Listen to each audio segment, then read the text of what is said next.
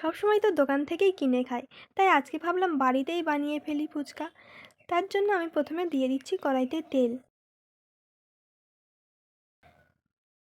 তেলটা গরম হয়ে গেছে, এবার আমি কিনে আনা ফুচকাগুলো তেলে দিয়ে ভেজে নেব।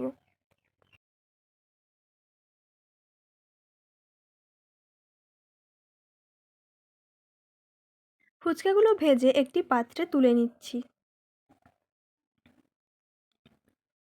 ফুচকার জন্য এবার আমরা তেঁতুল জলটা বানিয়ে নেব।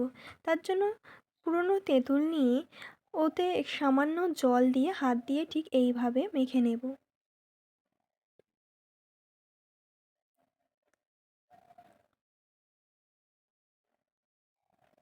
তারপরে তেঁতুলের পাতলা খোলাটা ঠিক এইভাবে একটু চেপে, তারপরে অল্প অল্প করে জল দিয়ে চেপে চেপে তেঁতুলের কাঠটা বের করে নিয়ে এইভাবে এটা ফেলে দেব।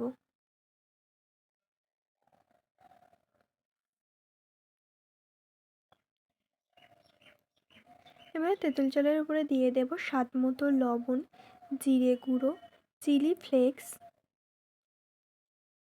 ধনিয়া পাতা কুচি দিয়ে ভালোভাবে জলটার সাথে এগুলো মিশিয়ে নেব।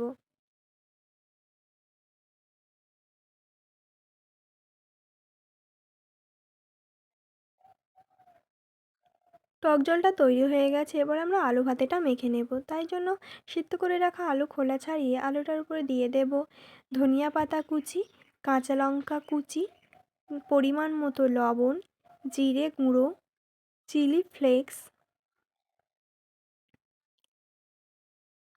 1 চামচ মতো টক জল দিয়ে দেব, আর দিয়ে দেব কাঁচা ছোলা, দিয়ে আলুটা ভালোভাবে মেখে নেব।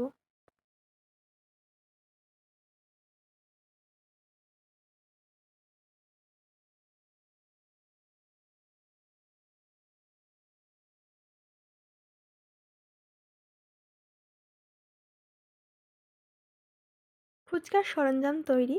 এবারে ফুচকাগুলো এভাবে আঙুল দিয়ে ফাটিয়ে ফুচকার ভিতর আলুটা দিয়ে দেব।